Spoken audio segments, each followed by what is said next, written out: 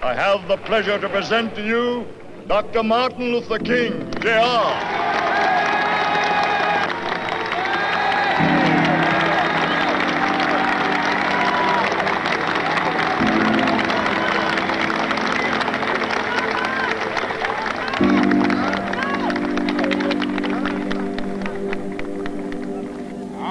Happy to join with you today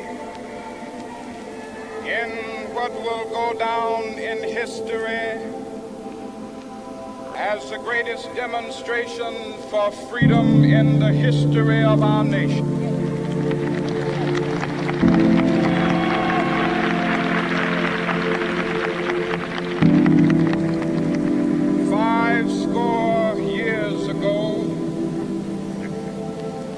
Great American in whose symbolic shadow we stand today signed the Emancipation Proclamation.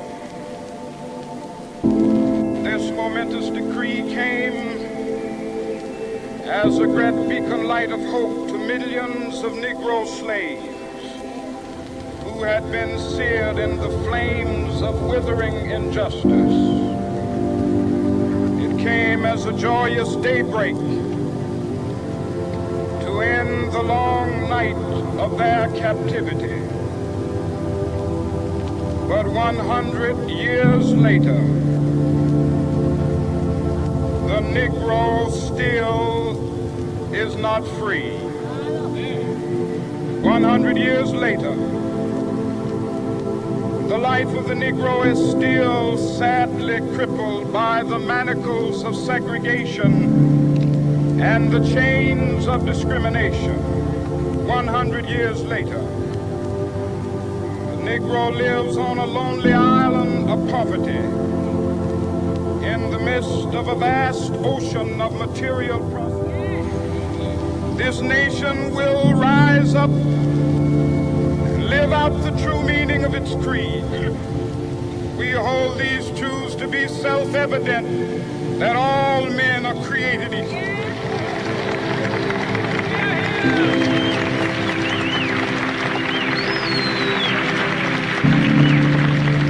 I have a dream that one day on the red hills of Georgia, sons of former slaves and the sons of former slave owners will they be able to sit down together at the table of brotherhood. I have a dream that one day even the state of Mississippi, a state sweltering with the heat of injustice, sweltering with the heat of oppression, be transformed into an oasis of freedom and justice. I have a dream. My 4 little children will one day live in a nation where they will not be judged by the color of their skin, but by the content of their character. I have a dream today.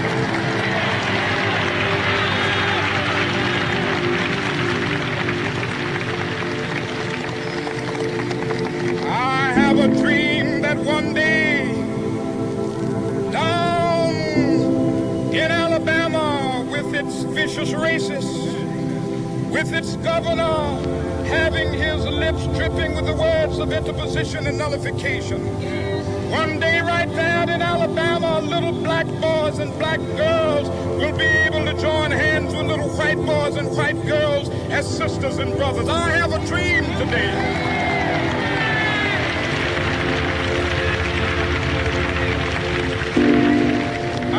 A dream that one day every valley shall be exalted, and every hill and mountain shall be made low, the rough places will be made plain, and the crooked places will be made straight, and the glory of the Lord shall be revealed, and all flesh shall see it together. This is our hope. This is the faith that I go back to the South with. With this faith, we will be able to hew out of the mountain of despair a stone of hope. With this faith, we will be able to transform the jangling discords of our nation into a beautiful symphony of brotherhood. With this faith, We will be able to work together, to pray together, to struggle together, to go to jail together, to stand up for freedom together, knowing that we will be free one day. This will be the day. This will be the day when all of God's children be able to sing with new meaning, my country, tears of thee. Sweet land of liberty, of thee I sing. Land where my fathers died, land of the pilgrim's pride. From every mountainside, let freedom ring. And if America is to be a great nation, this must become true. So let freedom ring. From the prodigious hilltops of New Hampshire, let freedom ring. From the mighty mountains of New York, let freedom ring. From the heightening Alleghenies of Pennsylvania, let freedom ring. From the snow-capped Rockies of Colorado, let freedom ring. From the curvaceous slopes of California. Not only that, let freedom ring from Stone Mountain of Georgia. Let freedom ring from Lookout Mountain of Tennessee. Let freedom ring from every hill and molehill of Mississippi, from every mountainside. Let freedom ring. And when this happens, when we allow freedom ring, when we let it ring from every village and every hamlet, from every state and every city, we will be able to speed up that day when all of God's black men and white men, Jews and Gentiles, Protestants and Catholics, will be able to join hands and sing in the words of the old Negro spirit. Free at last, free at last.